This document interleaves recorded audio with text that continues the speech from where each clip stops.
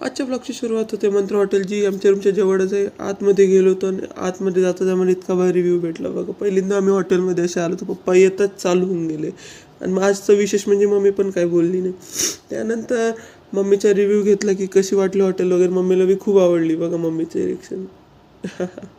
त्यानंतर मसाला पापड मागवला होता. दीदीचा रिव्ह्यू घेतला, दीदीला बी खूप आवडला मसाला पापड. मग नंतर आम्ही चिकन हंडी मागवली होती मेन कोर्समध्ये. आणि मग पप्पांनी त्यांनी मराठा हंडी मागवली होती.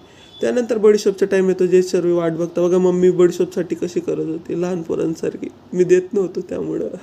त्यानंतर रूमवर येऊन पप्पांची थोडी मजा घेतली बघा. पप्पांची हेअरस्टाईल कशी करून दिली.